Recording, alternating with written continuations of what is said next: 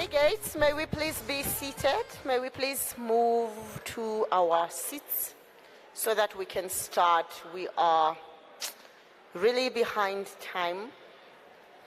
Please. You know, yeah, it's my disability.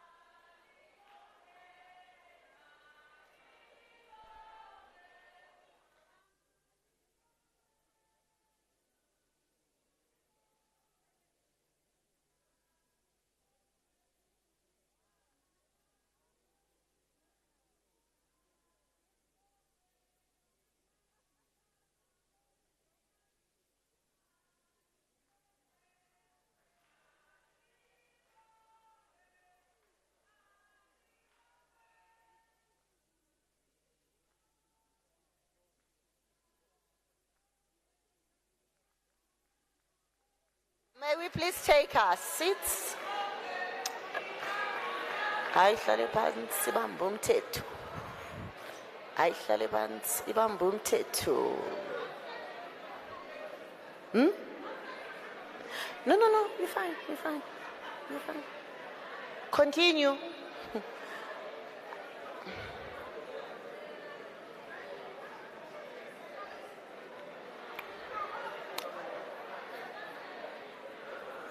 Huh? Okay, yeah. Let's come back, please, and be seated so that we can start.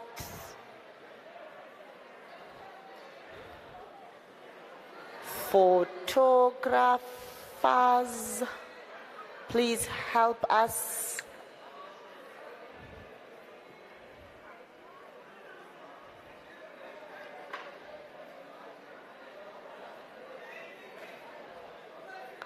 Welcome back.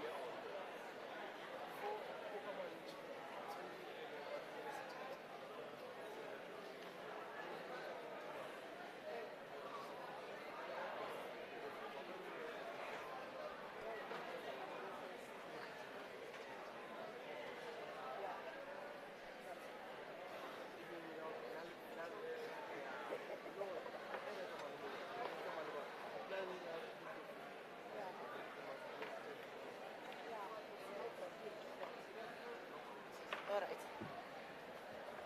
I need to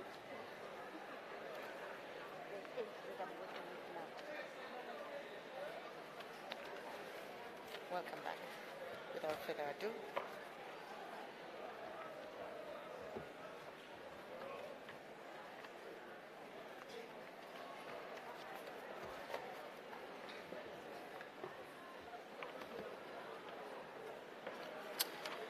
Hello, may we please be seated? Thank you.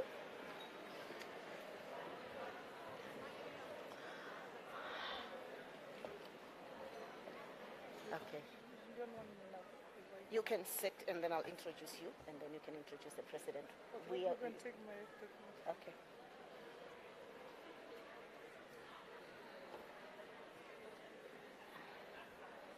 Leadership, may we please be seated?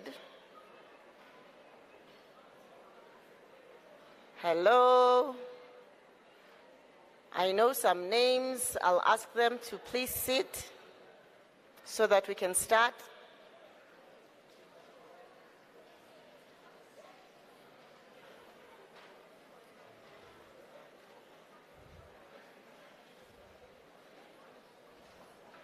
Hello?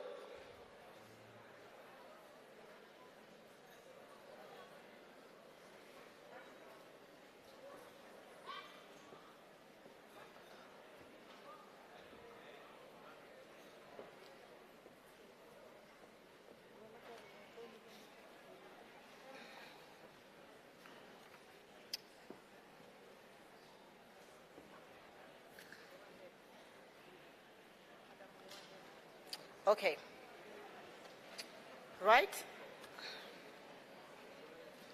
The good news is, welcome back after lunch, and the good news is we are back here after 2 o'clock, but we have 2 panels that should have happened by now. So without further ado, I am going to introduce I'm going to introduce Minister Nkwana Mashabane, who is the Minister in the Presidency for Women, Youth and Persons with Disabilities, and she was previously the Minister of Rural Development and Land Reform and Minister of International Relations and Cooperation. She is going to come and introduce the President, who will speak immediately after her. Over to you, Minister.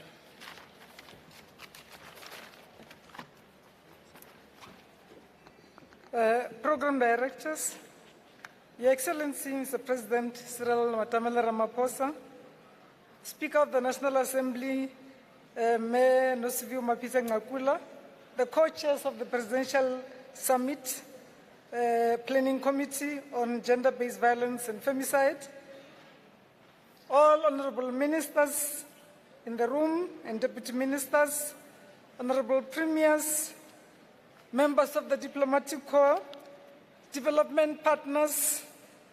I saw our Secretary General of the Commonwealth just entering in style a few minutes ago.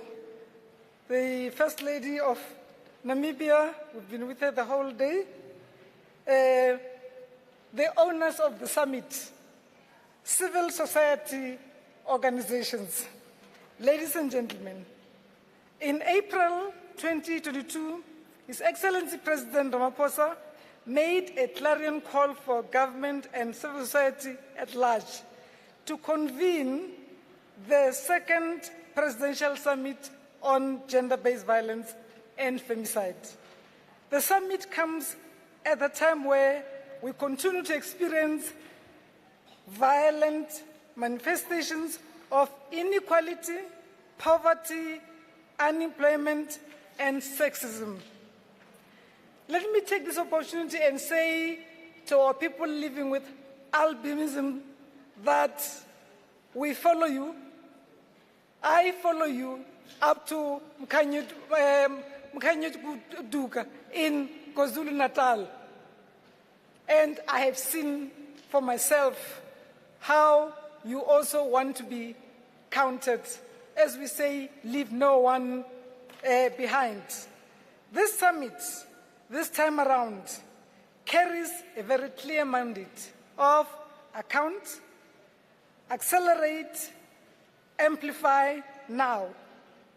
We reflect on the past 4 years since the first summit.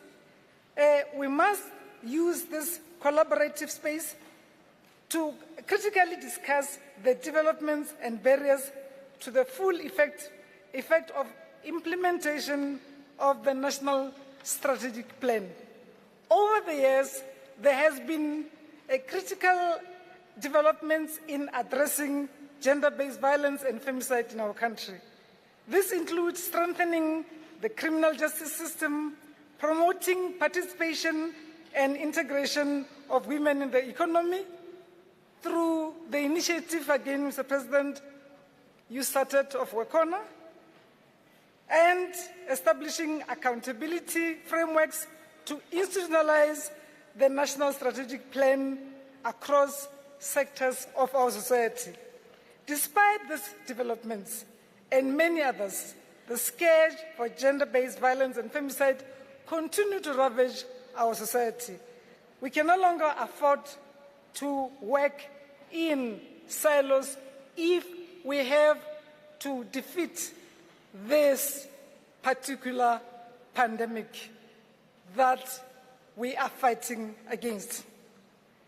I believe that through accountability and embracing the diversity and strength in each other's sectors we can challenge the narrative that different sectors of society cannot work together. South Africans can work together, can bring different ideas, different initiatives to the table towards a common agenda.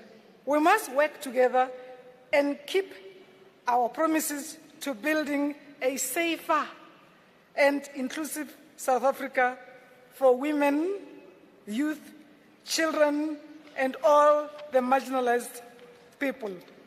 As we close out the year with year 2 of the National Strategic Plan, we must prioritize and optimize policy and legal frameworks in our country. Let us work together for the institutionalization and accountability to accelerate, amplify the efforts to end the pandemic of gender-based violence and femicide. Ladies and gentlemen, I now have the honor and the pleasure to welcome His Excellency President Matamela Cyril Ramaphosa, the President of the Republic of South Africa, to come to the stage and deliver this keynote address. Mr. President.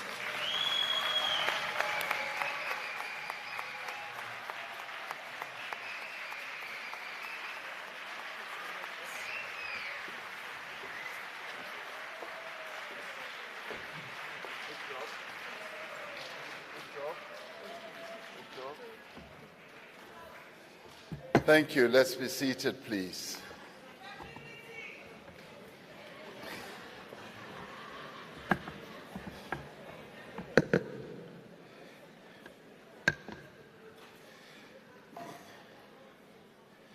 Thank you, program directors, Minister of Women, Youth and Persons with Disabilities, Minister Maite Nkwana Mashabane, ministers who are here present, including those that some of you may have thought are not here, like the Minister of Health is definitely here. He could never miss a summit like this.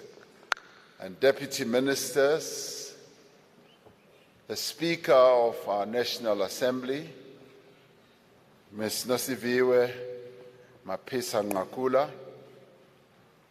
the First Lady of Namibia, Mayor Monica Gengos, the Secretary General of the Commonwealth, Baroness Patricia Scotland, representatives of the judiciary who are here with us and the magistracy,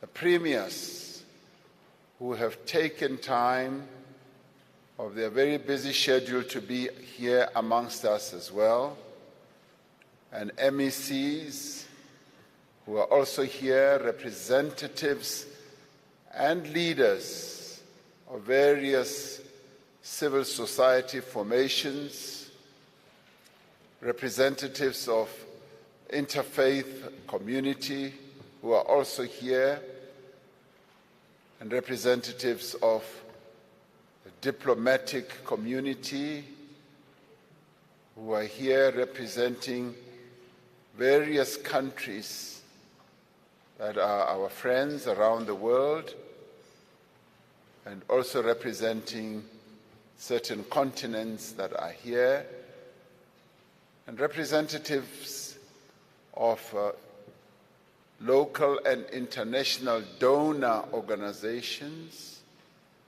that continue to support our work as a nation through civil society organizations, as well as our work in government. Representatives of international bodies such as the UN and other related organizations that we work with on an ongoing basis, and business representatives who are also here and who continue to support the work that we do, and fellow South Africans. I'd like to start off by saying I very much appreciated the earlier session, which gave many of you a platform and an opportunity to raise a number of questions as well as concerns. The questions that you have raised, some of which have been responded to, and some of which will be responded to, as was earlier said by our program directors, during the various other segments of this whole summit. And even those that were directed at me, where a number of you kept saying, Mr. President this, Mr. President that, Mr. President this. I wish you could be president so that I can say the same to you.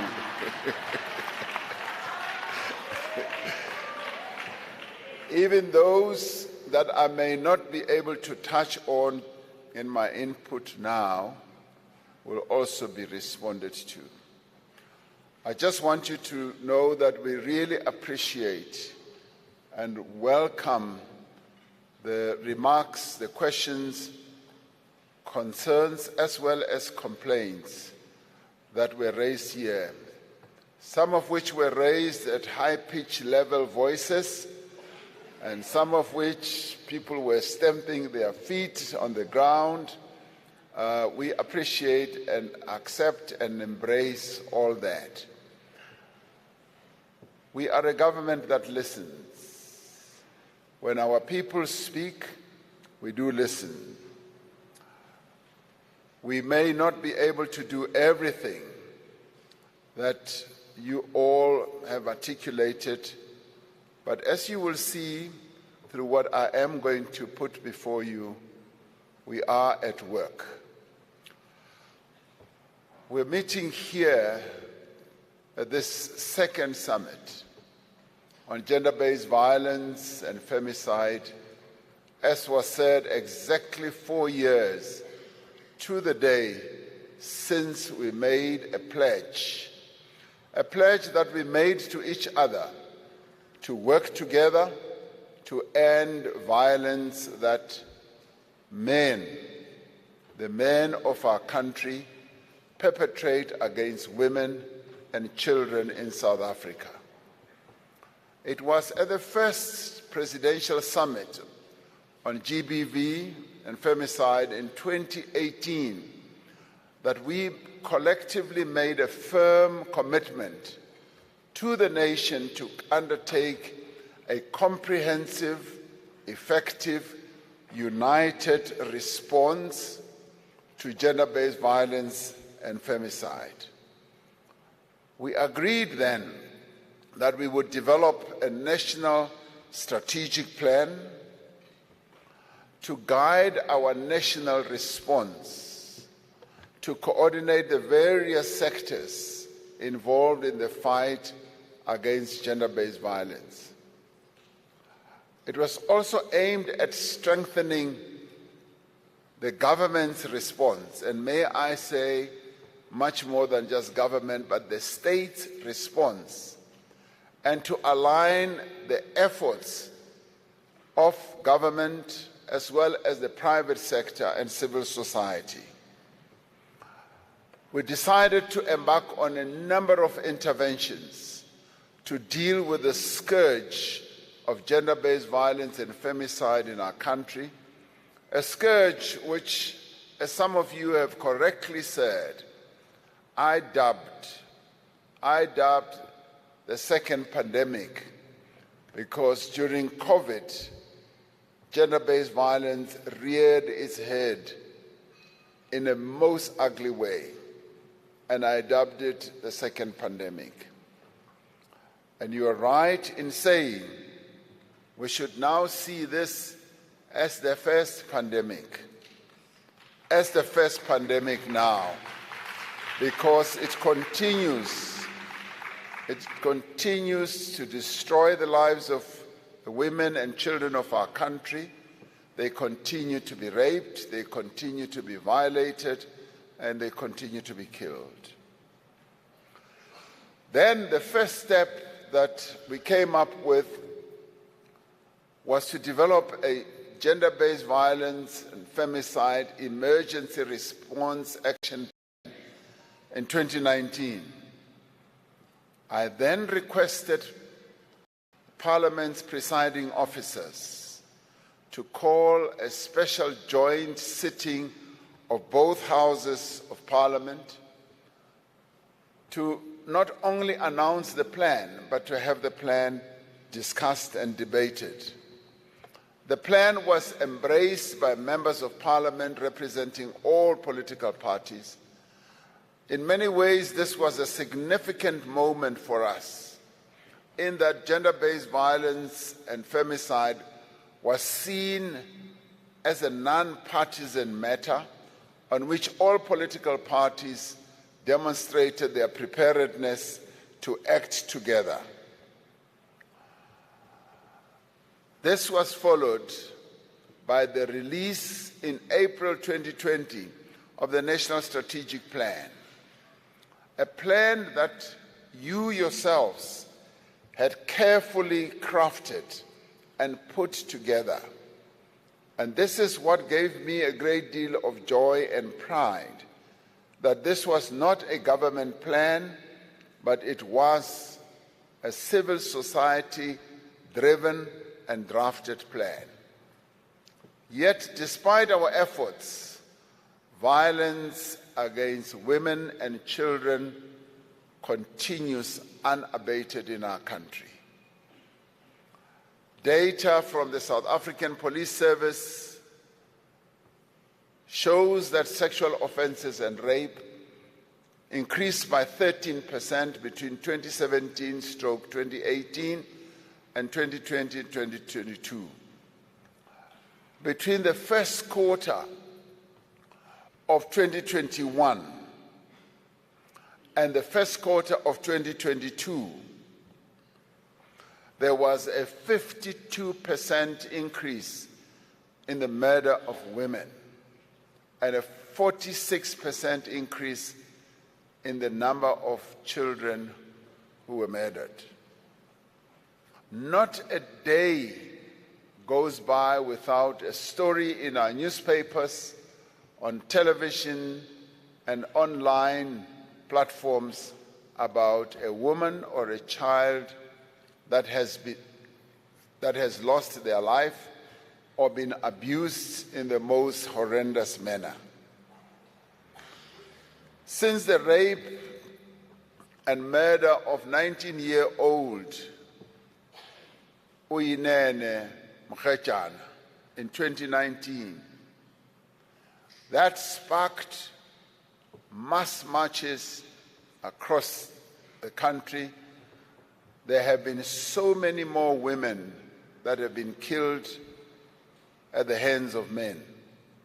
Since then, the nation has been horrified by the brutal violence that took the lives of Tshegofatso Pule, Nosicele Mtembeni, Hilary Gadi, Namhla Mthwa, Dimpho Sikelenge, and many other women.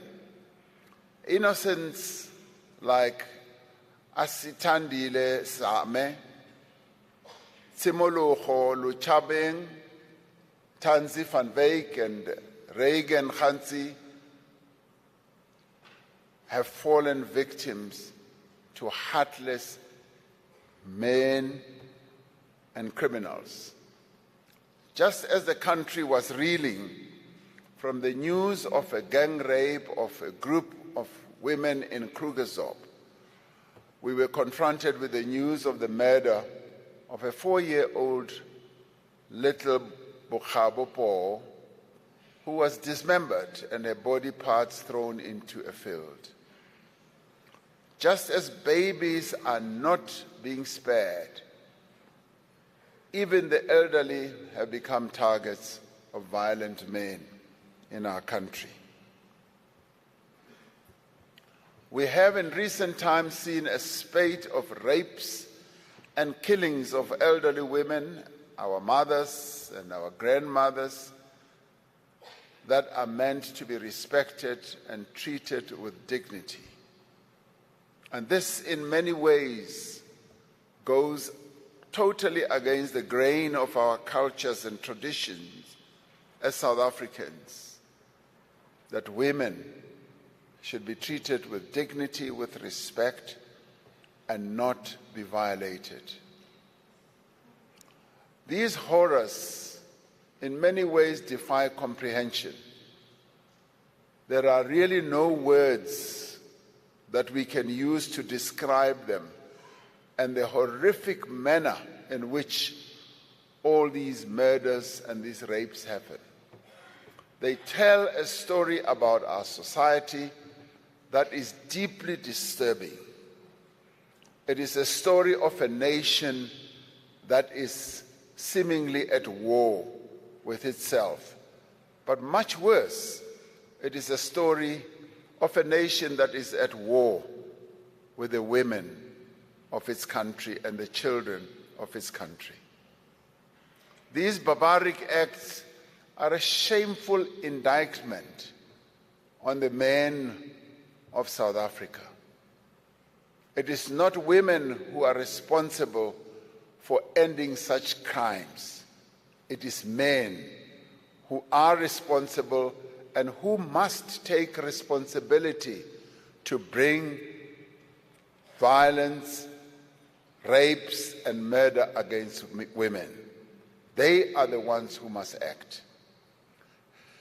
As a society, ending violence against women and children cannot be anything but our foremost priority. And you are right in your anger. You are right in the frustration that you were expressing here.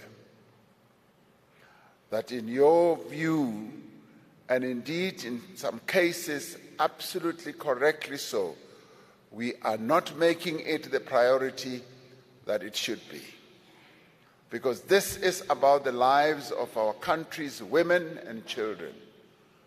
And there can be no greater urgency. And I must say, with humility, we have not demonstrated that great urgency, as you were saying.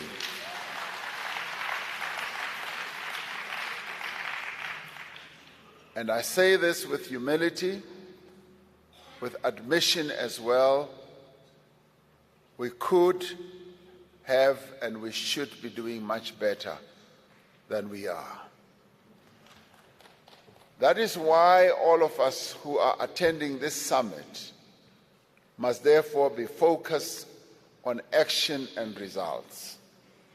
The reason I appreciate your coming to this summit, and the reason I appreciate what you were articulating, very clear messages, is that you as civil society must insist that we should be accountable to you. You are the citizens of our country, and where we fail and falter, you must call us out.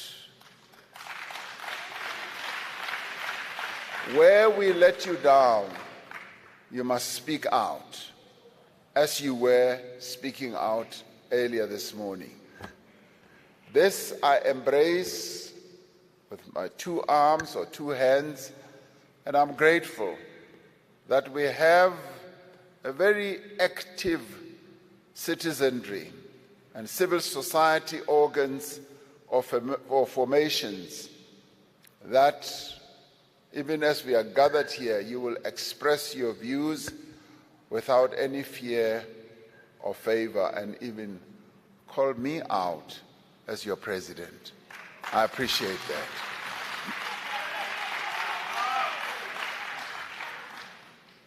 That is why it's important, therefore, to do what my two sisters sitting here were saying. Let us use this summit as a forum, as a platform, and an opportunity where we can come up with solutions. Some progress has been made, as it was admitted, but much more still needs to be done. So having called the first summit and this summit, and even if not everything has been done and achieved, let us not hold back from insisting that I, as president, and the ministers must be accountable. We must be able to give you answers on the issues that you raise. We also need to be critical about those areas of the National Strategic Plan in which there has been little or no progress. And I'd like you to spend time going through all the pillars and look at them introspectively, and where we have faltered and where we have not taken action, you must hold us accountable. We need practical plans to correct shortcomings and areas of weakness. Yes, you do need to ask, why was the council not set up? And you deserve answers to that. There are answers, but you need clearer answers so that you can understand clearly, so that that lapse should not happen again. The summit must look at what is working and what is not working, and what is needed to make a difference. We are in this journey together, and so therefore we must make the National Strategic Plan work, because it is our creation and we cannot ditch it. We must make sure that it works. Drafting the National Strategic Plan was a defining moment for our country when we were engulfed by rising incidents of gender-based violence. So therefore, this plan of ours must be made to work. So this is a summit of accountability. This second presidential summit is for us to assess progress in fulfilling the commitments we made at the first summit in 2018 and in implementing the National Strategic Plan. What we have assessed throughout this process is the importance of a collaborative, coordinated approach towards combating gender-based violence. We need to plan together, implement together, and account together. We owe this to the women of our country. We owe it to all who have been victims also of the scourge of gender-based violence, including their families and their loved ones. The families of these young women whose names I read are also looking at how we are going to deal with the issues that continue to haunt them as families, and how we are going to come up with practical solutions. In the end, we owe it to the people of South Africa, because this scourge affects all of us. It affects not only women, it affects the men of our country and all of us. The actions we take now will determine whether this crime forever remains a feature of our national life, or whether we can say we are the generation that has come to grips with gender-based violence, and we are also the generation that has ended it. One of the great successes of our effort to fight gender-based violence is the extent to which social partners have rallied together around the National Strategic Plan. The presence here today of such a broad range of civil society organizations, public bodies, social formation is a testament to this. We are grateful to all those people from across society who have been involved throughout all the stages of the formulation of the National Strategic Plan and have guided its implementation. We are further grateful of all the working groups co-chaired by government and civil society representatives that have been working tirelessly to drive the implementation of the NSP. To ensure that the issue of gender-based violence receives the highest attention, the responsibility for institutionalizing the NSP across all organs of the state was placed in the presidency. An End GBV collective was established as a multi-sectoral structure to drive collaborative implementation. Government departments are required to submit monthly reports to the presidency outlining their respective achievements towards the targets set out in the NSP. Someone did ask,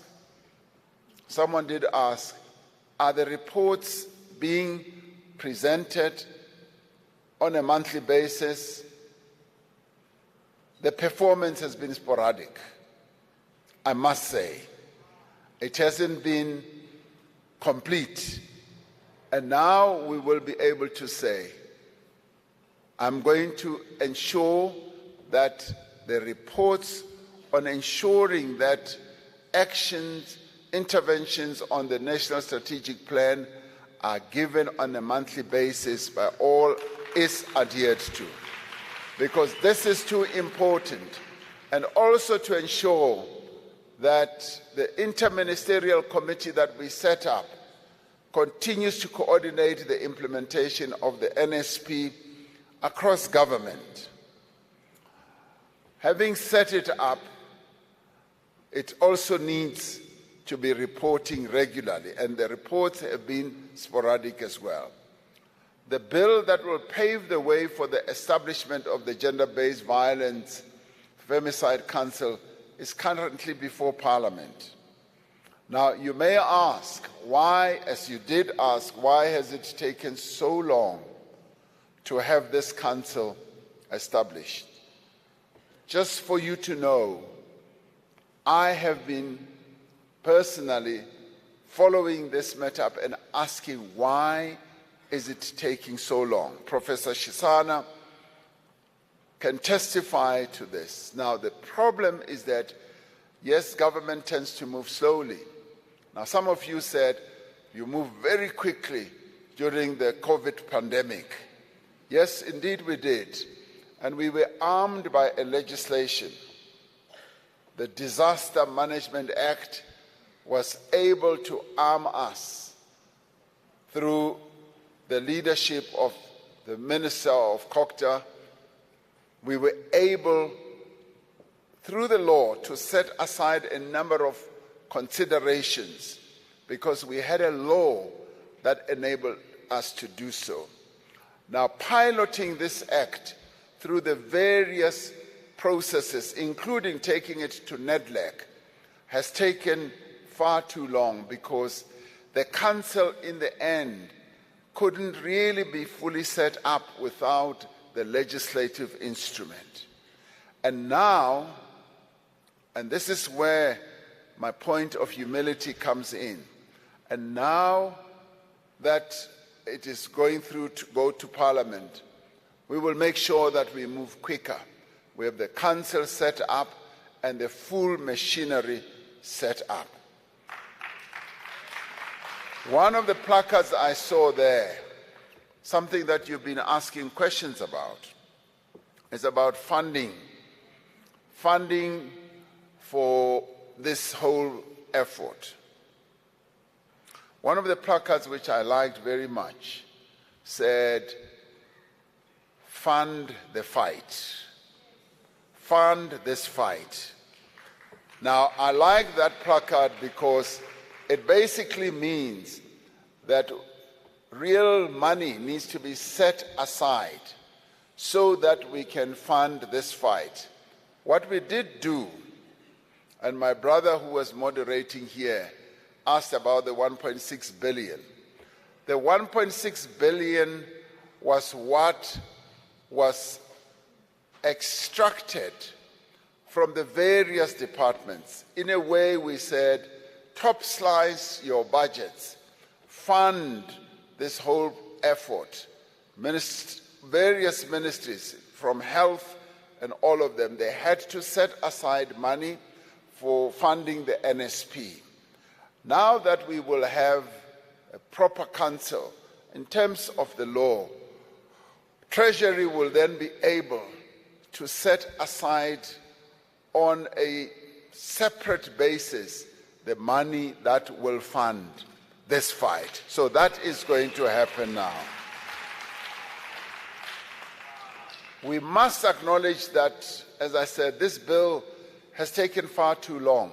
And I say that with humility due to a rather long process of consultation.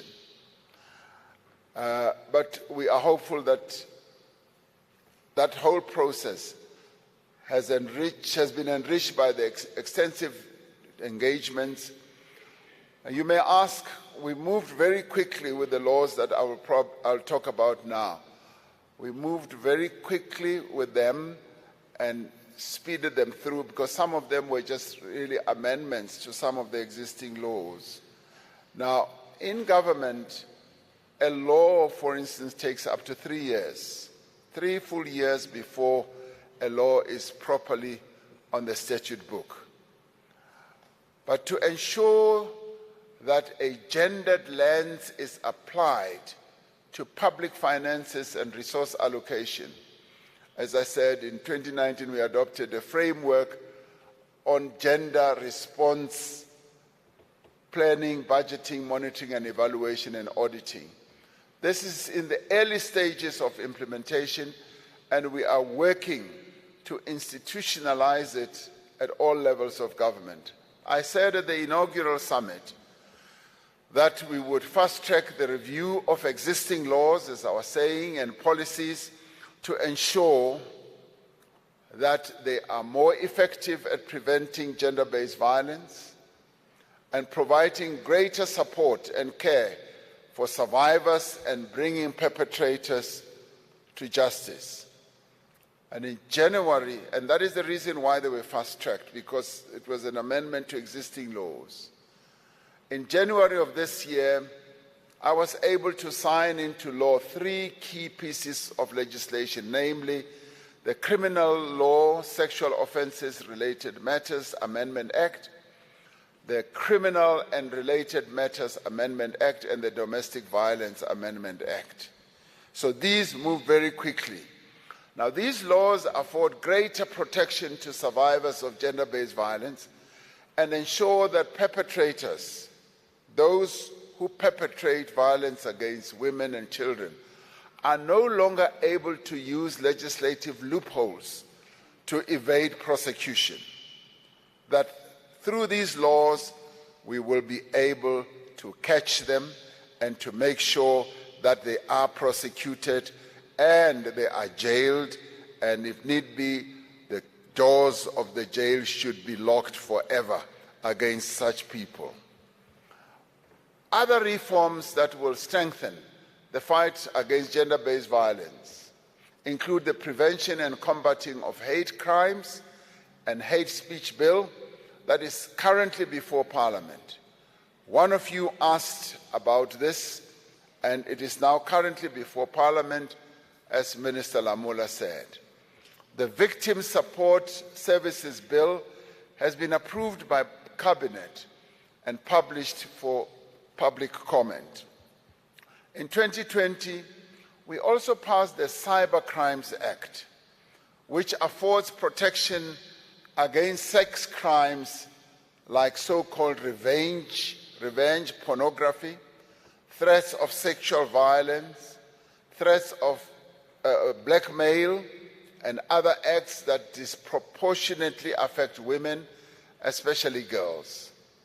The Department of Justice and Correctional Services is currently seized with implementing reforms in the criminal justice system to ensure that the system prioritizes survivors and their needs. There has been particular focus on the accessibility and functioning of sexual offences courts. I'm sitting next to Baroness Scotland here, who used to be a minister in the UK, and she was sharing her own experience in terms of what they did in the UK in dealing with gender-based violence as well. And many of the things that she related are things that we are working on, and she is spreading the message also in the Commonwealth. I'm sure she will speak later and be able to give shed some light on what is happening there. So as we move forward with all this, we're finding that we are learning from other countries, and we are sort of going over ground that they've either gone on or we are in some cases even leading. Since the last presidential summit, 83 courts have been upgraded into sexual offences courts. Precisely what she and I were discussing about setting up of special courts that will deal with sexual offences. We have prioritized support for survivors through adequate sheltering services and one-stop services for victims of trauma. Now, expanding the network of Thuthuzela care centers was one of the commitments that we made at the 2018 presidential summit.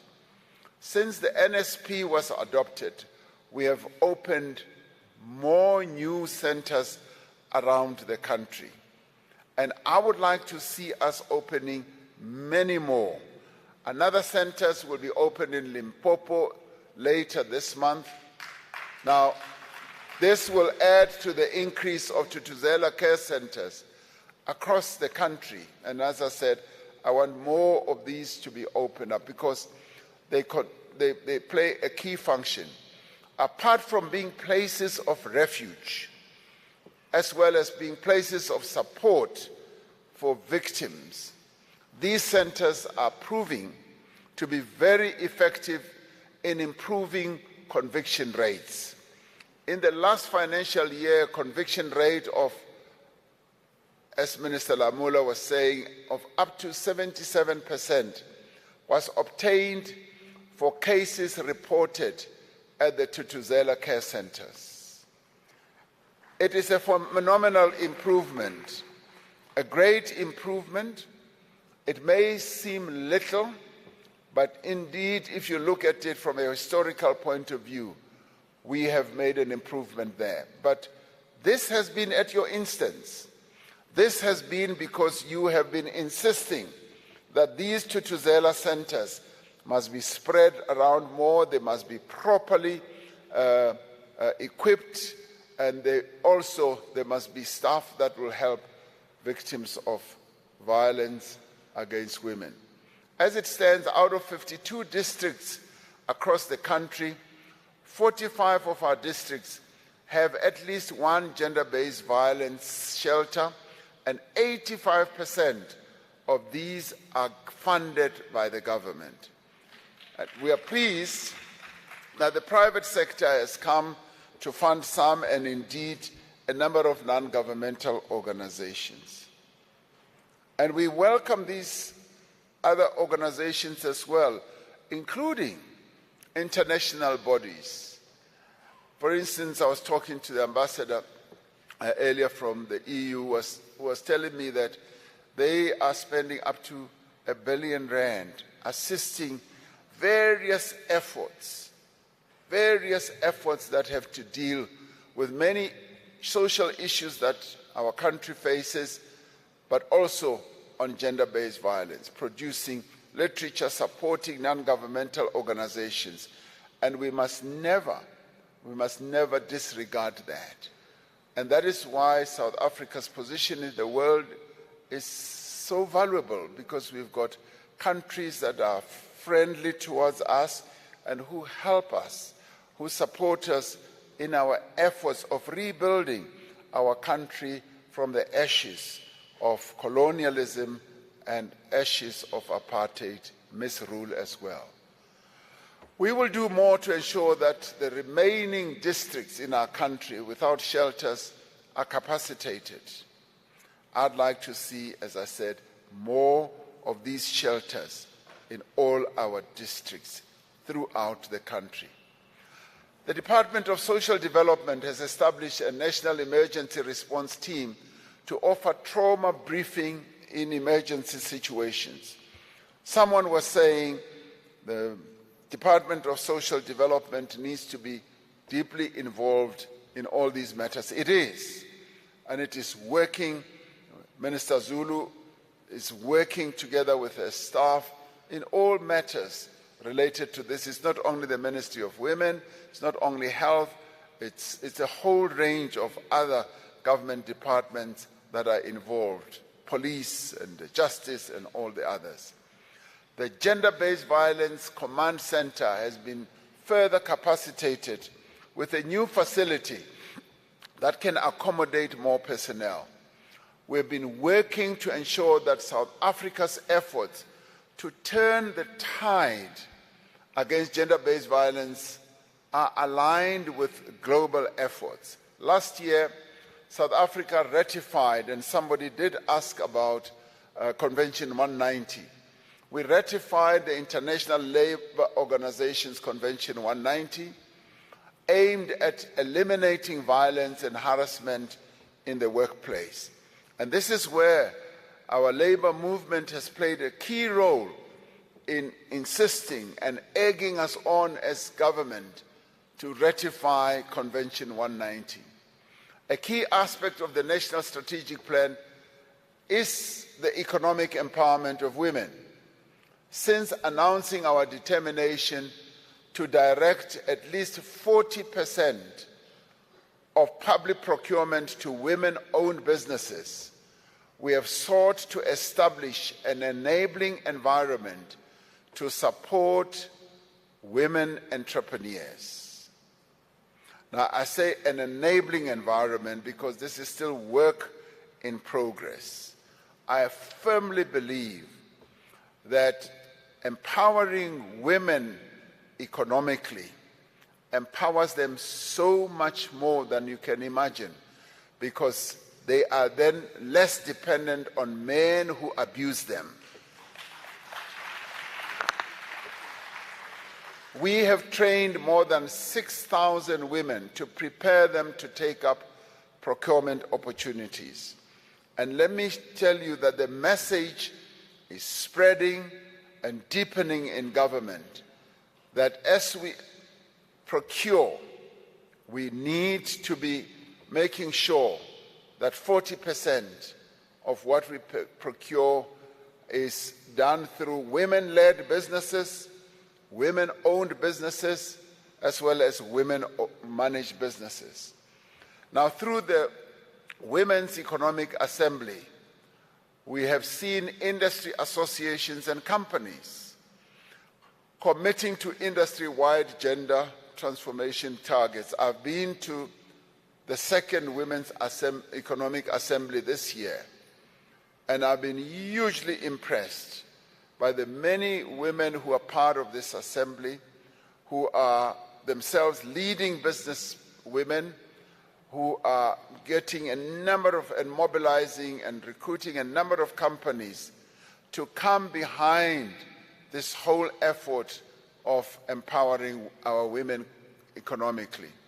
We can therefore say that we've made significant progress in putting what I would call the supporting architecture in place that is critical to a coordinated and collaborative fight against gender-based violence and femicide. In the joint sitting in Parliament in 2019, I called for government departments to allocate their various resources within their departments, as I said earlier, to combat gender-based violence. As a result, in February 2021, government announced the allocation of approximately 21 billion over a 3-year period to implement the various components of the National Strategic Plan.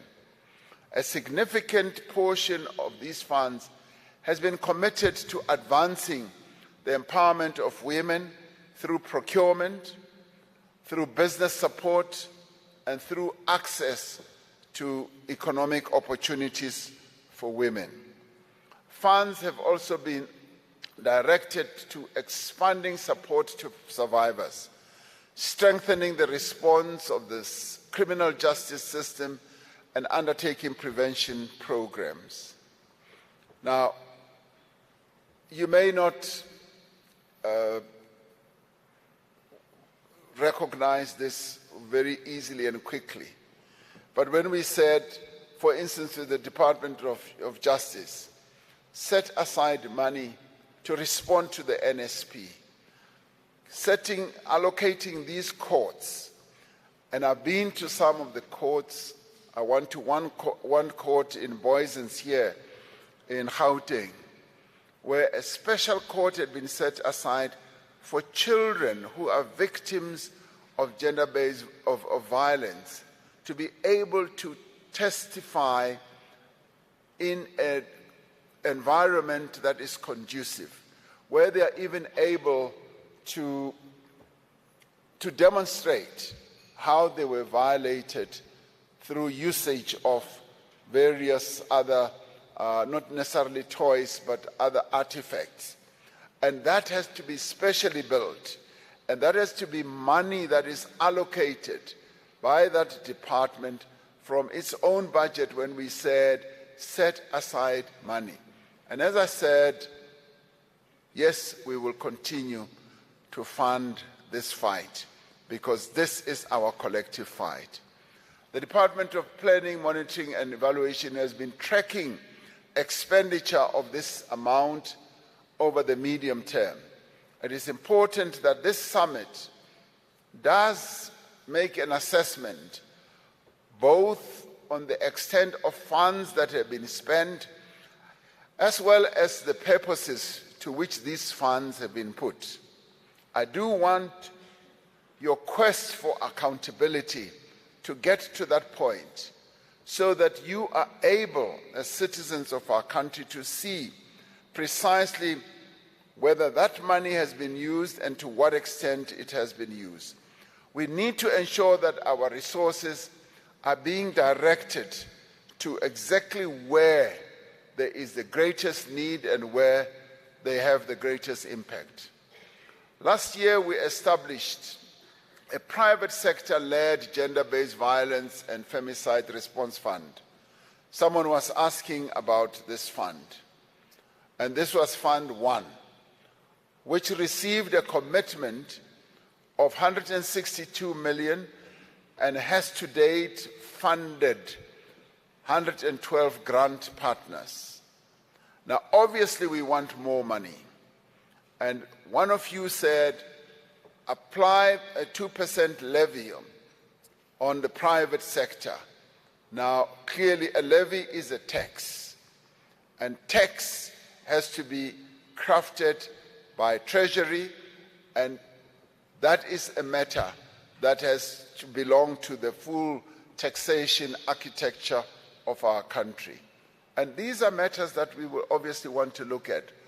We must acknowledge, however, that given the demand for services to address the very many different challenges that we have and various aspects to fight against gender-based violence, these funds that have been put aside are hugely inadequate.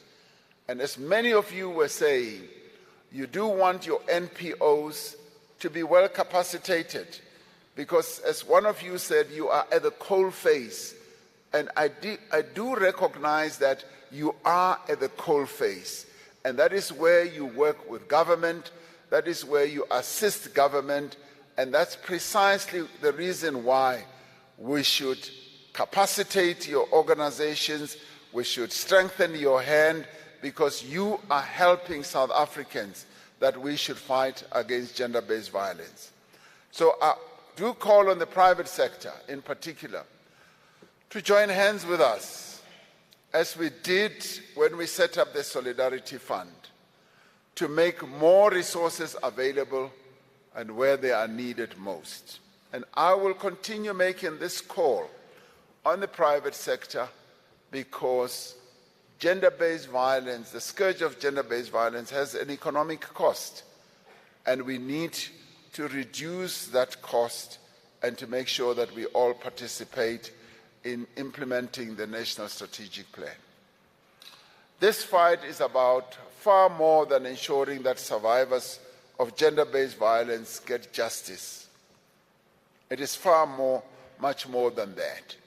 It is a plan that is meant to ensure that the women of our country regain their dignity, the women of our country do become much more economically empowered, that the women of our country do lead respectable lives. It is about preventing violence against women, no doubt. It is in the area of prevention that we need to place greater attention, but also to exert more effort and dedicate more resources. And the message that you are putting out to us about resources is very clear. It's clear because we've put in place a very good foundation. The foundation is going to be strengthened more as we get the legislation through Parliament, as we get the Council off the ground and get the Council to work more effectively.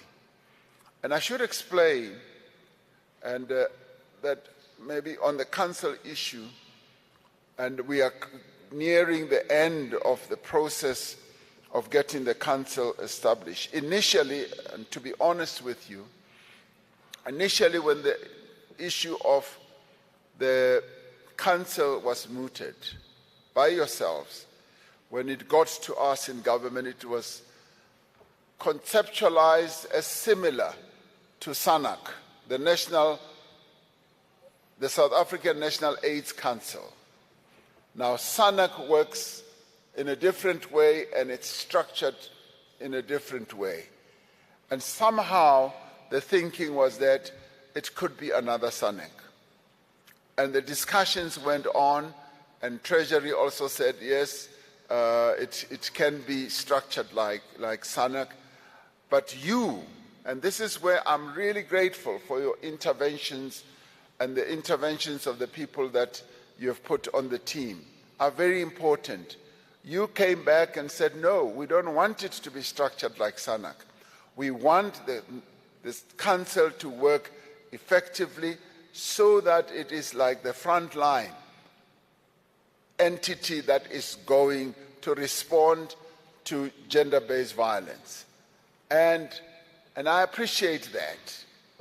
Now, indeed, having appreciated that, it means that we have listened very carefully to what you have had to say, and we are going to make sure that as we finalize the legislation and as the Council is put together, it will work as a very effective organ that is going to enable us to fight effectively to bring gender-based violence to an end. We have not mobilized the resources that are required for effective behavior change programs that link up the efforts of social partners in communities to address the attitudes and actions of men. In every part of society, in every workplace, in every school and college and university, in every government department, and in every municipality, we need to be organizing men's dialogues. Minister Cele here was recounting the number of men's dialogues that have been held. Now, yesterday, a day before yesterday, I was at the University of Fort Hare, and I asked the Vice Chancellor, how are they responding to gender-based violence on campus? And he said, Mr. President, we're seeing a wonderful development. And I said, how come? He said, we've held men's dialogues, young men students dialogues, and they have gone to great length and depth to discuss the issues of gender-based violence with these young men. And the message has been sinking in, and the level of consciousness has been rising. And he said, the incidents that we are seeing on campus are tapering down. The next round is going to be, he told me, to hold a women's dialogue, and thereafter they are then going to put the two together. And he said it has unleashed a new energy in dealing with gender-based violence at the university.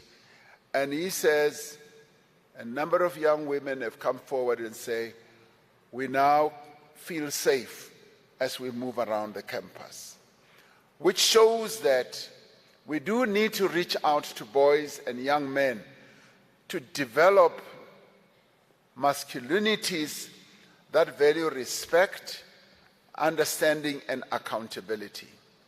I was also exposed to another event, also in the Eastern Cape. Premier Oscar Mabuyane is here. I went to a school prize-giving ceremony, and these young boys had participated in a debate, age 16, 17, and so on, grade 11, grade 12. 8 of them had won prizes. I don't remember whether it was a provincial or national debate, and I asked each one of them, what was the debate about? And they said it was on gender-based violence. Each one in their debate had handled a particular topic on gender-based violence. I was overjoyed to see that it's cascading even down at school level, where young boys are now being exposed to the issues of gender-based violence, and their consciousness is beginning to go up. Now, a good example of this is the project by Prime Stars, which in collaboration with government focuses on redefining masculinity amongst young men. This program needs to be rolled out to all schools in the country. We need to see, yes, the president, ministers, premiers, religious leaders, sports people, artists, educators, business leaders, and many others participating in various dialogues, outreach processes, and awareness-raising activities. Now, I have said to my staff, I want, as I move around the country now, to find time to devote to having men's dialogues so that we can talk about gender-based violence with the men of our country. Now, I'd like to thank our premiers. Our premiers are here. I want to thank them for convening Provincial Gender-Based Violence Summit leading up to this summit. I kept reading about it and seeing some of it on TV, and I've been hugely impressed that at provincial level we have been holding this summit, and with today's messaging, as well as what will be discussed in your various groupings, you will come up with a number of decisions and suggestions so that we continue spreading this message and certainly the provincial summits have contributed a great deal to the level of raising consciousness in our nation and making the issue of gender-based violence and femicide topical, top of mind, so that we talk and talk and talk about it, so that more and more of our people in South Africa are aware of the scourge that is gender-based violence, this pandemic. We need to reweave the social fabric of our country so we become a society that is nurturing, is caring, is respectful, and in which the human rights of all are protected. Yes, even the human rights of people with albinism, as my brother was saying there, are protected, and that albinism should also be seen and recognized as a disability, as Minister Nkwana Mashabane said. We must build a society. We must also build a society in which there is no place for crimes against women. And we must spread this message. We must instill this in the minds of the men of this country. That this should not be a country where violence is perpetrated against women and children. And members of the LGBTQI+ community as well. As we reflect on the progress on the last 4 years, we can count on a number of successes. We have put the issue of violence against women and children firmly on the national agenda and at the forefront of the minds of many South Africans. You will recall that during the COVID pandemic, I made it a special effort to continue talking about gender-based violence and even dubbed it, as I said, a pandemic, a second pandemic. We have established critical institutions and mobilized significant resources, but we need to do more. But there is a lot more that we still need to do. And the lot more that we need to do should now be discussed by yourselves, because you crafted the National Strategic Plan. Where there are gaps, where there are lapses, where there are weaknesses, we would like you to point that out, because this is a fight that we should not lose. We are not even close to where we want to be, and I'd like you to point that out more fully and firmly in your discussions.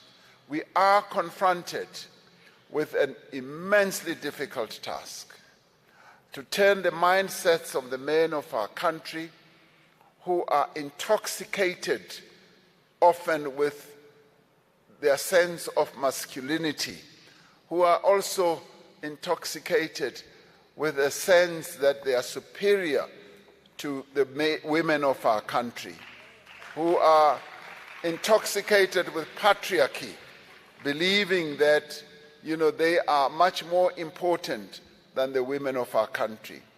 This is the task that we have on our hands, and this is a task that we need to win together. The road ahead, no doubt, will be long. It will also be challenging, but it is a road that we must walk together. Government cannot do it alone, nor can civil society do it alone. Even worse, nor can each organization do it alone. We need to be united in this fight. It is a road that we must walk together, but walk together with determination, so that the women and the children of this country may live in safety, in peace, and in happiness. We want to do nothing less than fundamentally and forever change our society. So in the end, ladies and gentlemen, brothers and sisters, working together as we have done over these last 4 years, I have no doubt that we will be able to overcome and that in the end we will prevail. This is a fight that we must take on. Thank you very much.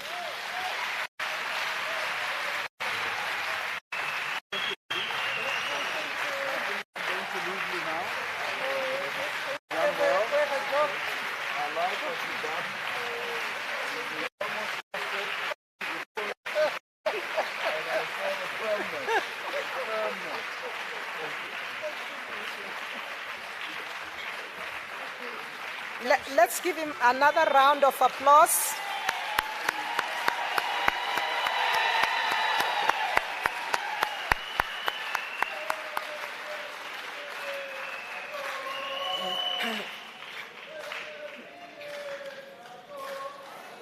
Mr. President, thank you very much.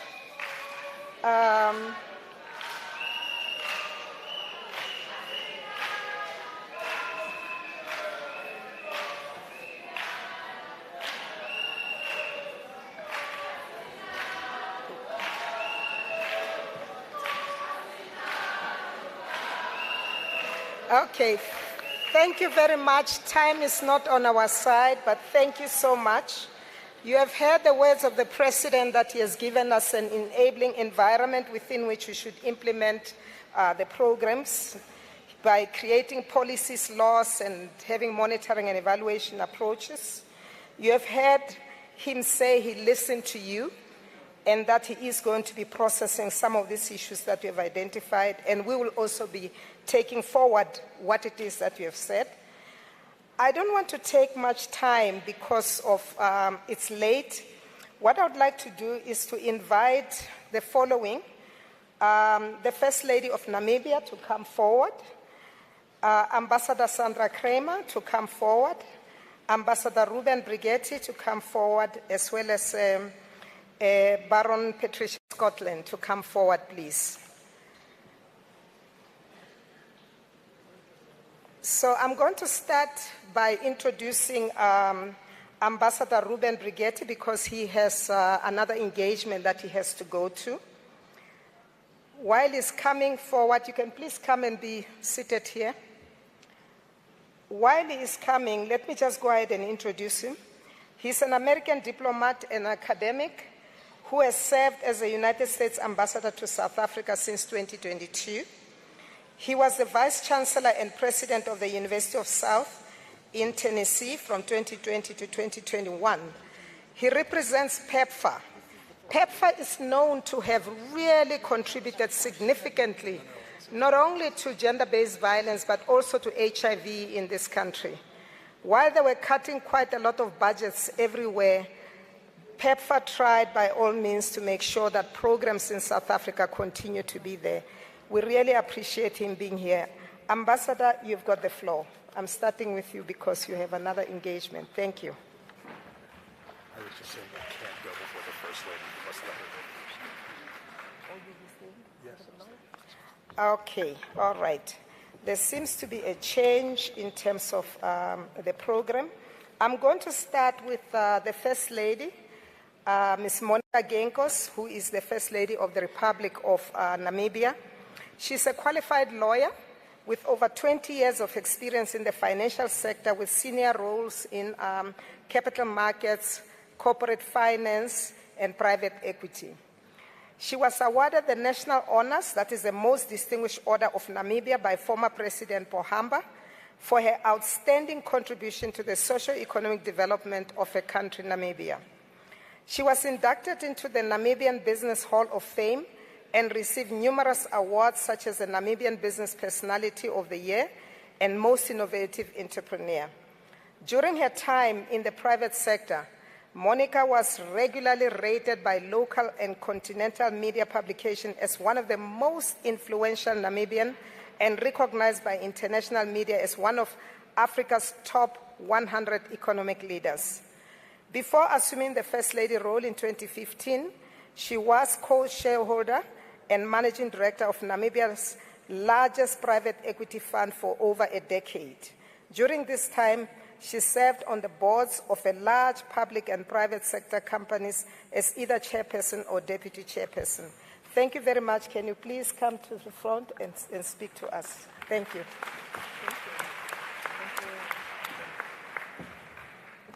Thank you. I'd like to stand on the very extensive protocol that was established by President Ramaphosa, but I'd also like to thank the two co-chairs for this excellent intergenerational collaboration that you have, because both voices are important.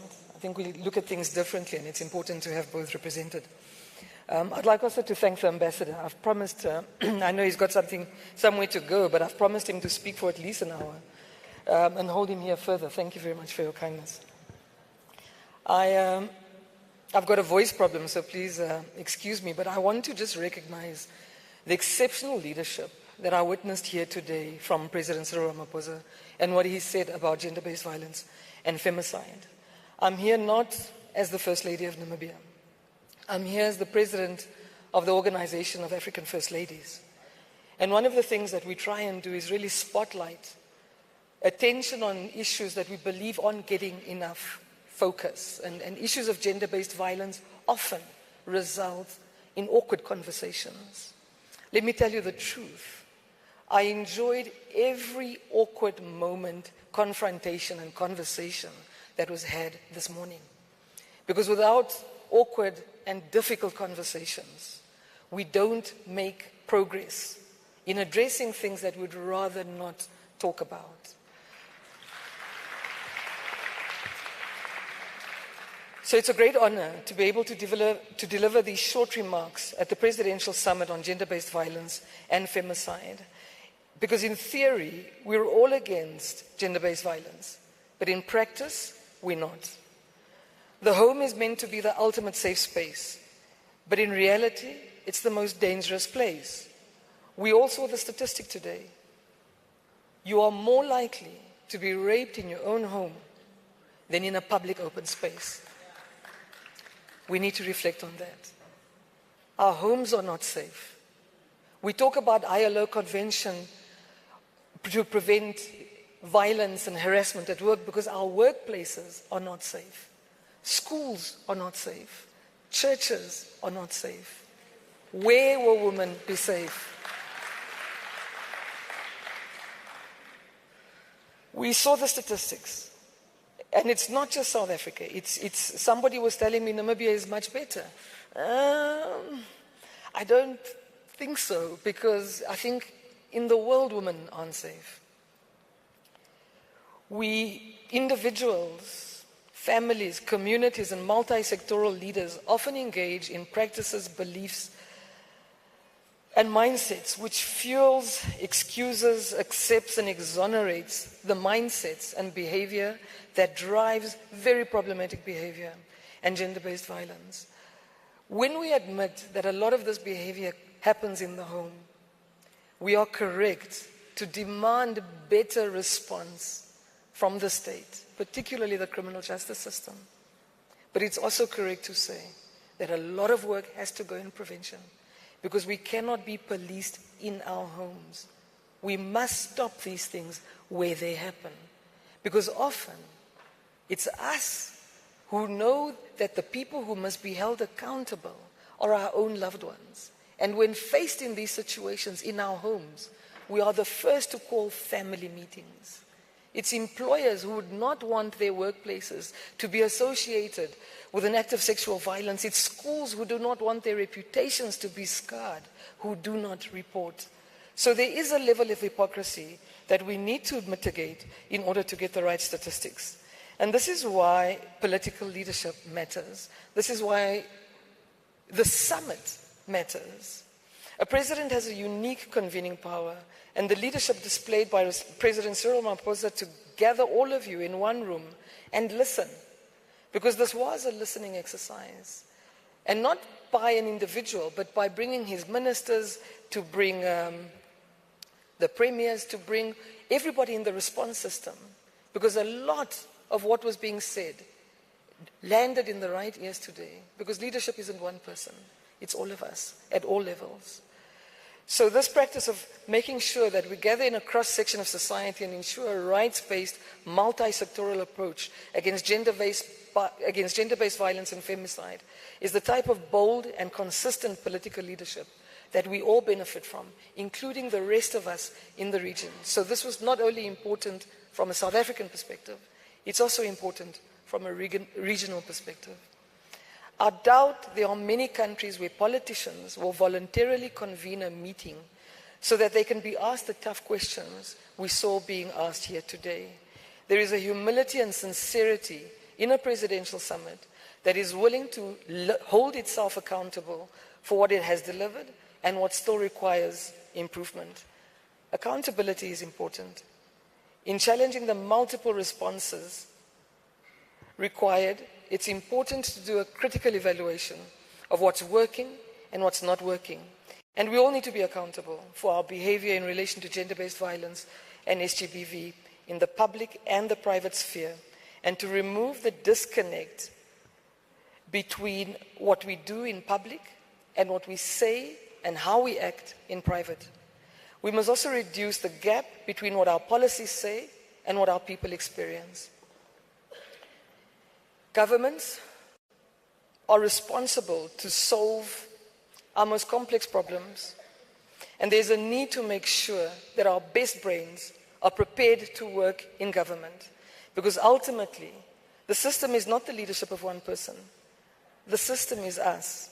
If we are not competent and we do not hold each other accountable, people who are not willing or able to do their jobs should be held accountable and make space for the willing and the able.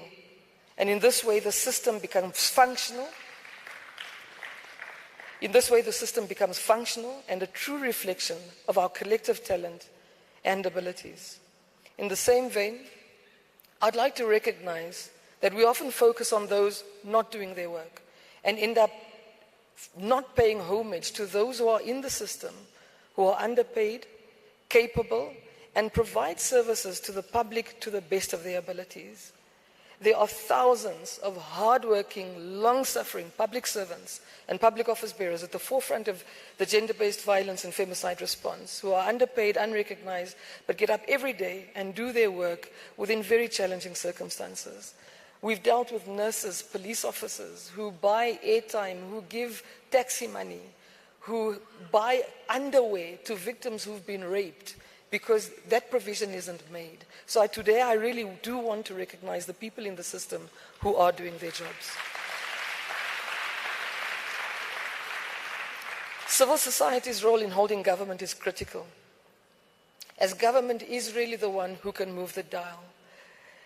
And as First Ladies, we also have unique convening power. As unelected as we are, many First Ladies across the continent enjoy social capital. And like any type of capital, many First Ladies spend their social capital on issues which require difficult and awkward conversations, very much like what we saw today. This presidential summit was designed to be a listening session to ensure accountability and facilitate the difficult conversations that you'll continue to have. And as African First Ladies, we often provide advocacy on issues which require spotlighting. But today I'd really like to use this summit and the first summit as an example of the type of convening that has to happen if we are going to have honest conversations. And this is why South Africa's leadership on gender-based violence has and remains so important. The Organization of African First Ladies has witnessed firsthand what consistency means and what awkward conversation looks like. One of the things that I noticed, there was a circle of champions that was also initiated, I think, under President Ramaphosa's leadership at African Union level, where they had a summit in Kinshasa in 2021 on positive masculinity. A similar summit will be held on the 10th of November 2022, I think in Senegal, under the leadership of Macky Sall. And these circle of champions should be at head of state level, but they also need to be at community level, because there's a lot of introspection that we need to have as communities. There was a comment made earlier that we must stop blaming everything on apartheid. In a way I agree, but in a way I also disagree. Violent mindsets are formed decades before violent acts. And we cannot disagree that a lot of the violence that we do see experience has been formed through violent post-conflict times. So yes, we need to be forward-looking, but we cannot deny our traumatic past and the need to focus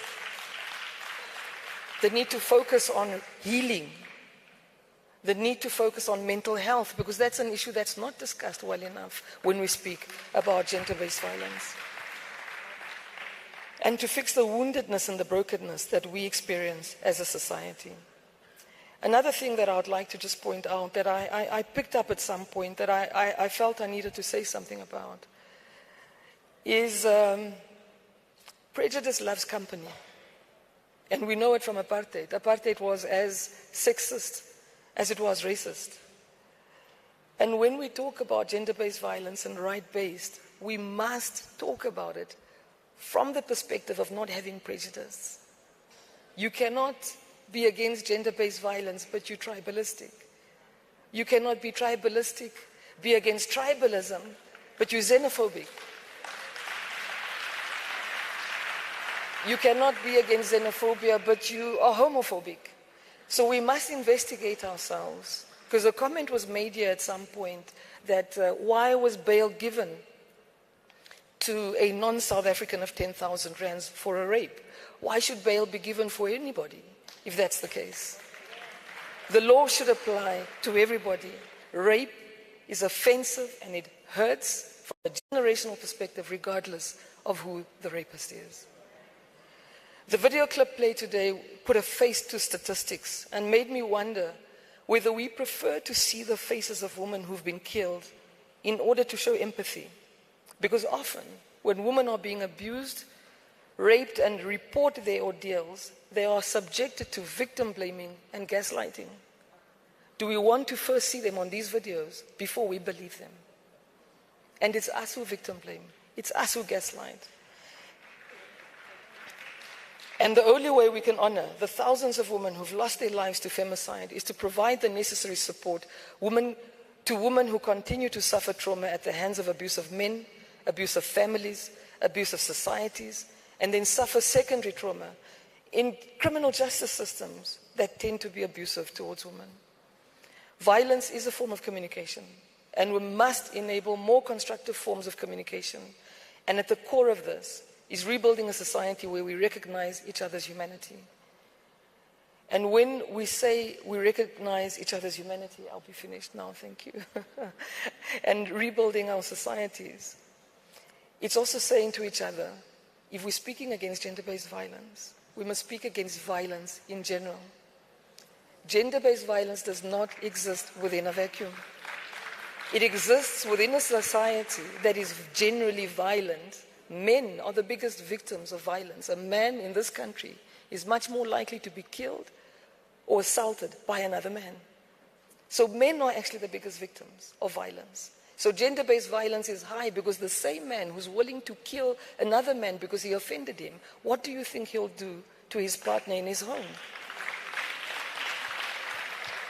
So I really want to end by saying, as an organization of African First Ladies, we are with you. This is not just a South African issue. This summit is not just important from a South African perspective. It's important for all of us, because all of us are crafting the same roadmaps. And you're showing a key example of why civil society is important, why younger, progressive women sharing these spaces are important, why all of us are important. So thank you very much.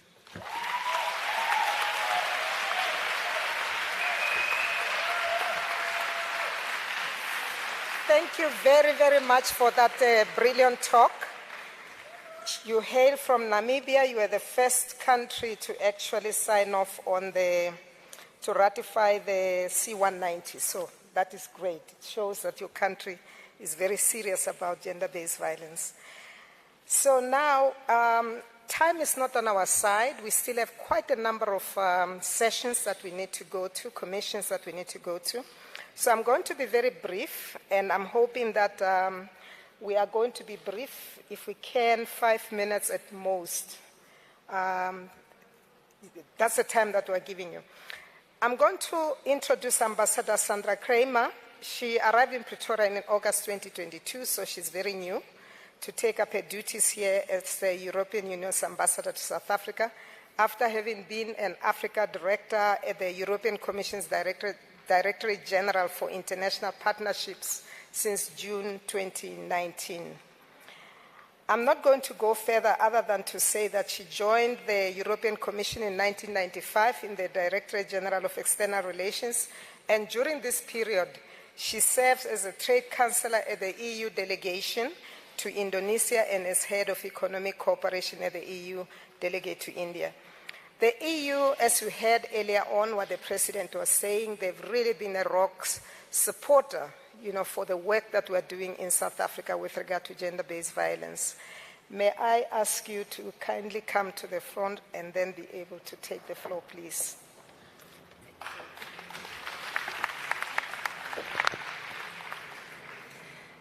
Thank you very much, Program Director. President Ramaphosa, I know he's no longer in the audience, but I wanted to just recognize him and recognize the leadership that he has provided in convoking this presidential summit. Honorable ministers, deputy ministers, excellencies, members of the Executive Council, members of civil society, summit delegates, and all guests, all protocols observed. This is a great event. It's very lively, it's very emotional, and I'm pleased and very honored on behalf of the members of the Gender Development Partner Coordination Group that comprises the member states of the European Union, the United States government through USAID, the United Kingdom, Switzerland and Canada. And we strongly support the government of South Africa's commitment to addressing gender-based violence and femicide, and we very much welcome the second presidential summit on this issue, which has indeed been exacerbated during the COVID-19 pandemic. As partners working closely with the South African government and with civil society, we share your concerns about the shockingly high prevalence of gender-based violence, especially against women, girls, and members of the LGBTIQA+ community. It's important to examine the social and cultural norms that give rise to discrimination, gender inequalities, and gender-based violence, and to realize the role that we all play in this regard, men and women, boys and girls, in schools, in offices, everywhere. At the first summit, we committed to support programs aligned with national priorities, and we did. And the President just mentioned it in his speech. Our joint commitments amount to 1 billion rand to programs implemented by civil society and government, such as Germany's GIZ's Partnership for Prevention, or Canadians' Voice and Leadership Programme, or the United Kingdom support to the GBVF Fund, or the EU support to gender-based violence-free zones, or the first GBF prevalence survey, and directly to the Department of Women, Youth and Persons with Disabilities. Today, we're here to assess progress. Have our interventions transformed the drivers of violence against women? What should be amplified and accelerated? Those are the questions we address at this summit. And we use this opportunity to take stock. We also believe it's an important opportunity to renew commitments and strengthen collaboration so we can achieve better coherence in implementation of the National Strategic Plan on GBVF. A key dimension of the National Strategic Plan is collaboration between all stakeholders.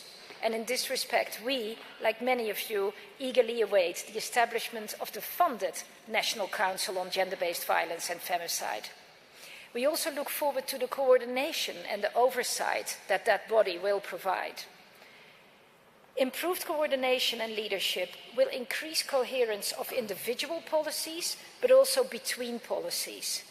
And in addition to the National Strategic Plan, there are a number of other relevant policies and programs, the implementation of which is key, urgent, and part of the overall approach to fighting gender-based violence.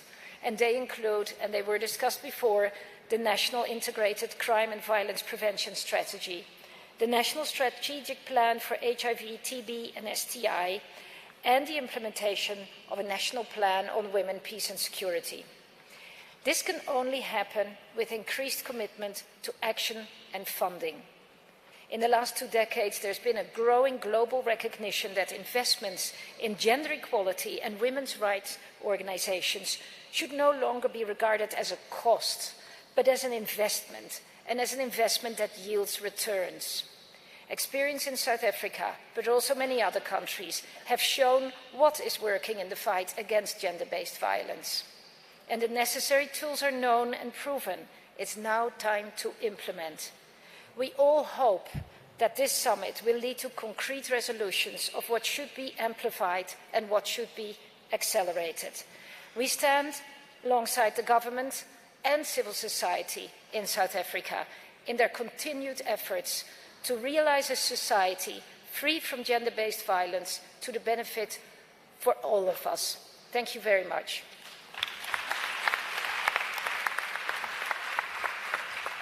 Thank you very much for your continued support, to South Africa. And let's continue working together, particularly that we have got a global common agenda that I talked about right at the beginning. Now I'm going to introduce the Honourable Right Honourable Patricia Scotland, who is Secretary General of the Commonwealth, very passionate person when it comes to the question of gender-based violence. Patricia Scotland was born in the Commonwealth of Dominica. She's the 10th of the 12 children and grew up in London. She completed her LLB honours, London University, at the age of 20 and was called to the bar at Middle Temple at the age of 21. Her career has been marked by achieving a number of extraordinary firsts, not least which was to be the first woman in the more than 700-year history of the office to serve as Her Majesty's Attorney General for England and Wales and for Northern Ireland. As the only woman to have been appointed Secretary General of the Commonwealth, she's placing special emphasis on mobilizing the 56 nations of the Commonwealth to tackle climate change, including its disproportionate impact on women, and also through enterprises to build the resilience of smaller or more vulnerable countries.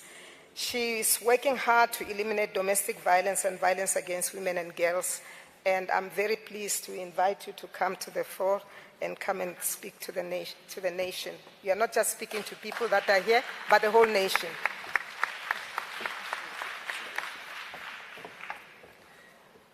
Your Excellencies, particularly I want to pay homage to President Cyril Ramaphosa for his extraordinary leadership. But I also want to pay real homage to all the ministers, all the civil society groups, and everyone here today.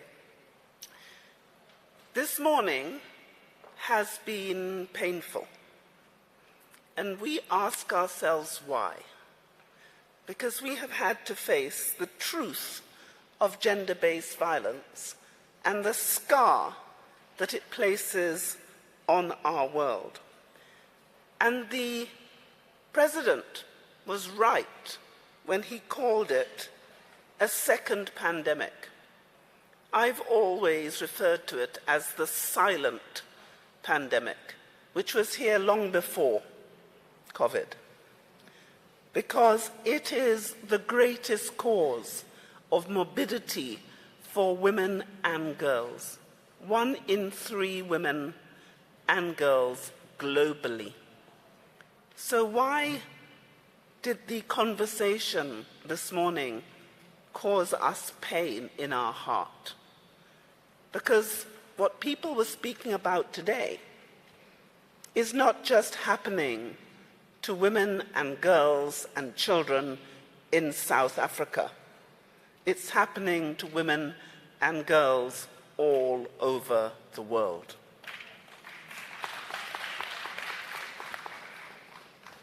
And I feel so tired of hearing this story, but so determined and so happy that this story is still being told. But I wish I really wish with all my heart that this issue no longer exists, because we are 28 years since the declaration of the elimination of violence against women. 28 years committing ourselves to change. And I want to say to you that change will come. Change has to come. But let us not fool ourselves. Change will only come if we make it happen, all of us.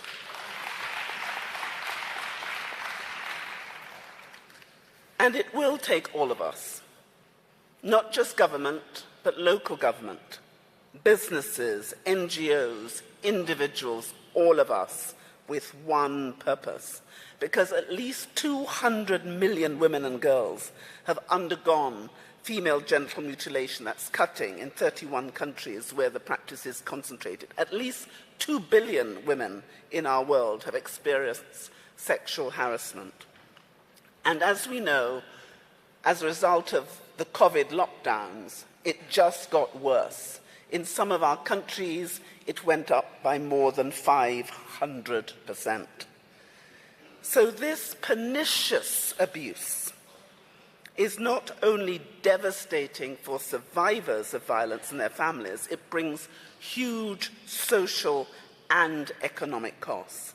It carries a profoundly negative impact on women and girls. Participation in education, employment, and civic life undermines poverty reduction. So the results in lost employment and productivity, and it drains resources from social services, the justice system, healthcare agencies, and employers. In short, it both causes and amplifies inequality. And that inequality has to stop. I've watched this from the age of 21 when I did my first case as a barrister. I saw it when I became a senior barrister and fought for change, and then as a deputy high court judge, then as a foreign minister, then as a justice minister, then as a criminal justice minister, and then lastly as attorney general, and now as secretary general. And I am determined, I am absolutely determined that we will end this violence against women and girls.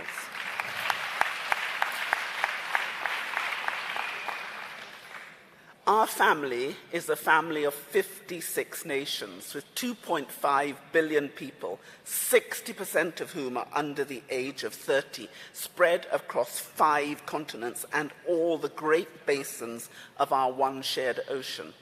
And when our leaders came together, and President Cyril Ramaphosa and the First Lady's husband, President Gallagher, was there with us in Kigali, those 56 leaders put their shoulder to the world and said change was going to happen across our Commonwealth, 1/3 of the world.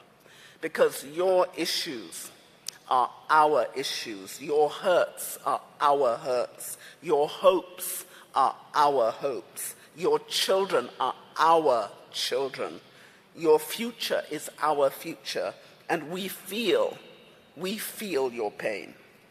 And together, we will have the ideal blends of values and ideas and unified purpose. And I want to tell you about our Commonwealth Says No More campaign, because we have launched an initiative which brings together all the learning, all the understanding from across the Commonwealth, and we've put it into one vital resource, a portal in which we will share everything we know. Because what I heard this morning, I've heard in country after country after country, and we know how to do this.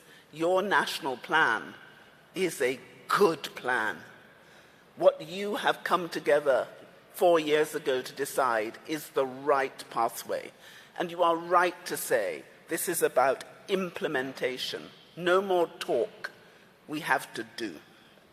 And together, we are finding the way to do that. So I'm asking everyone to go onto our website, to look at our Commonwealth Says No More portal. Use all of it. But also, I'm begging you to add to it, because we need your wisdom, your courage, your information. And data is key. We have been able to work together and create an opportunity and a toolkit which is enabling our countries to assess the economic cost of domestic violence. Whilst I was minister in the United Kingdom, we managed to reduce domestic violence by 64%, and we saved £7.1 billion a year in economic cost. So we can save lives and we can save money. I want to tell you, do not give up. Do not be silent. Keep on fighting. And I promise you, I, as your Secretary General, will fight with you.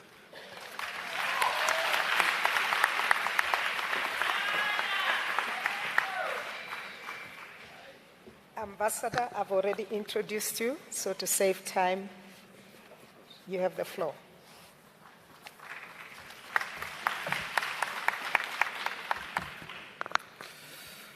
To the President of the Republic, His Excellency Cyril Ramaphosa, the First Lady of Namibia, Monica Gangos, Honorable Ministers of the Government of South Africa, development partners, delegates, distinguished organizers, good afternoon.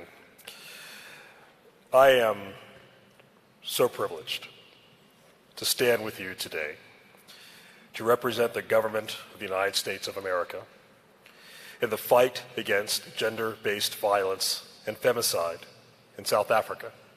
I can also tell you that I'm extraordinarily privileged to listen to the passion and the pain that was so bravely articulated by so many members of civil society earlier today. And I can tell you that I am personally committed to this fight for three very important reasons: human rights, health, and economic growth. First, on human rights. Gender-based violence, sexual exploitation, and femicide are all grave human rights violations. We all know this. But knowing is not enough. We need to confront this evil at its source. And let me say, if I may, that I believe that President Ramaphosa could not be more correct when he said that you cannot confront and defeat gender-based violence unless you engage men. One of the great orators of American history, Frederick Douglass, once said that it is easier to raise strong children than it is to fix broken men.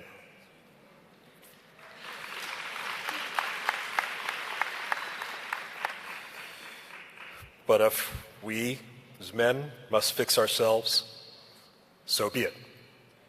Let it begin. The United States government strongly believes that these three problems of GBV, sexual exploitation, and femicide, that these three problems in South Africa and in the United States, for that matter, are deeply rooted in gender inequality.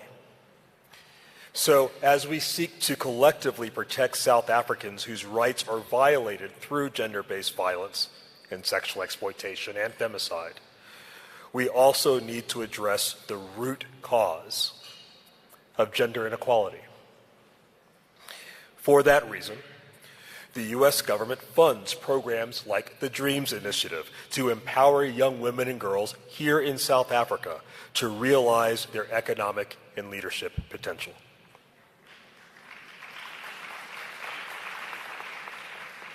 Second, health.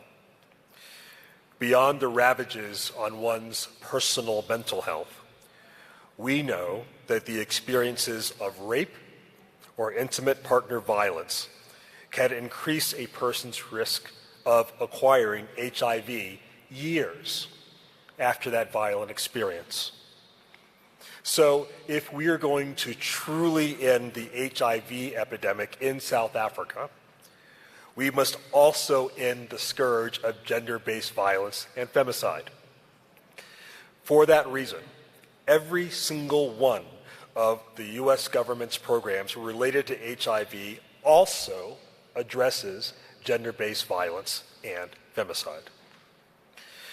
We must address these challenges holistically and realistically if we are going to overcome them together. Finally, and third, economic growth. Put simply, women make up half the population in South Africa, hold up half the sky. And if women and other potential victims of gender-based violence and femicide fear for their lives and the lives of their loved ones, they cannot realize their true economic potential. And given the economic challenges that are faced today, both in South Africa and in the United States and elsewhere, we cannot afford to lose those vital economic contributions of women. We cannot meet the economic challenges that we face today without the full spectrum of contributions that women provide to society, to the workplace, and in the home. And so I challenge each of us, including myself, to address gender-based violence holistically, to confront the issue boldly, and to create a supportive environment for the survivors, not the victims, the survivors, now and in the future. Because ultimately, our societies flourish when women feel safe, equal, and empowered. I look forward to working with the government of the Republic of South Africa and with all of our partners to eradicate gender-based violence and femicide as a national crisis. Thank you very much.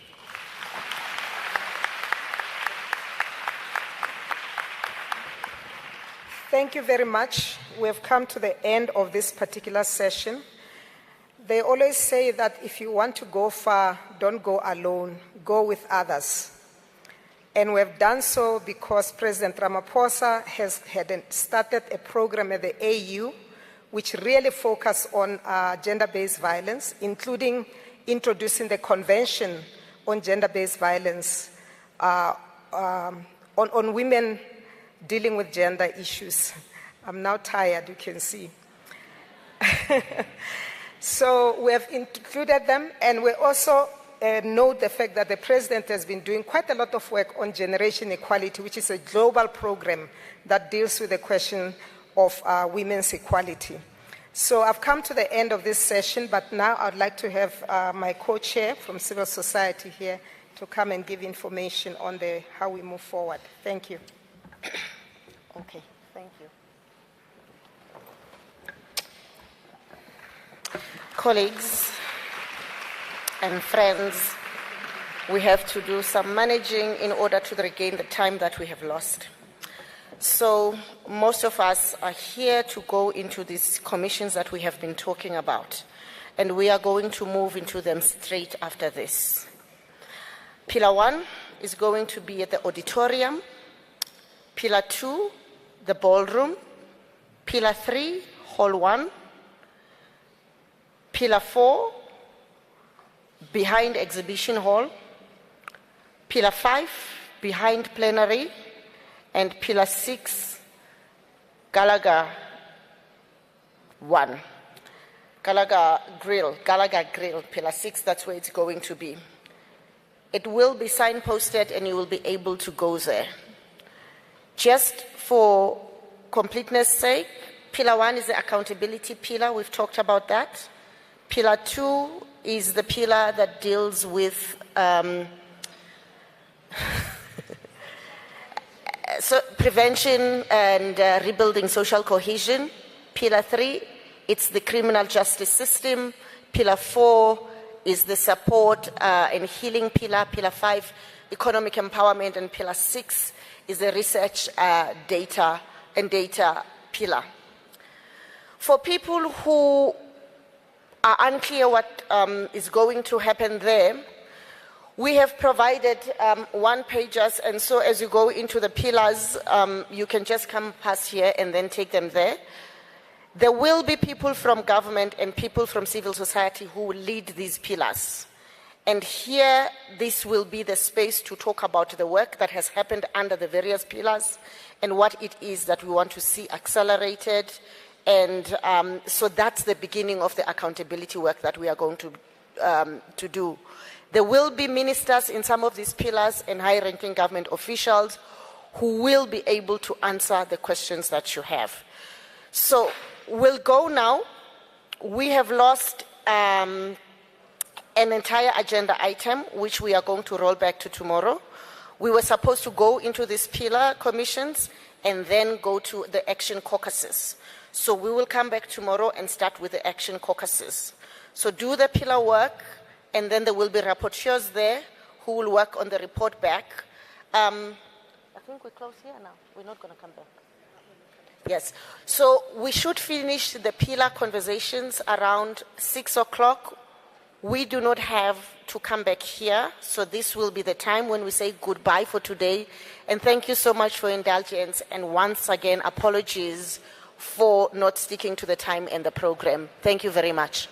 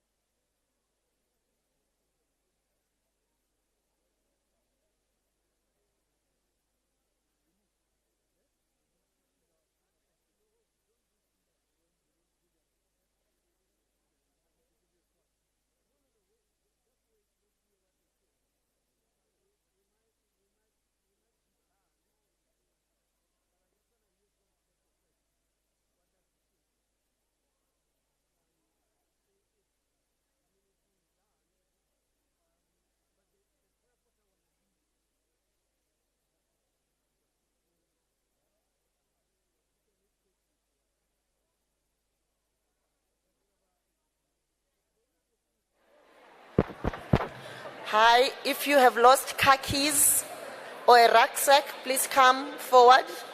Car keys, rucksack, please come forward. The progress report is out there. The progress report is out there, so you can pick a copy. And the guidance for civil society engagement during this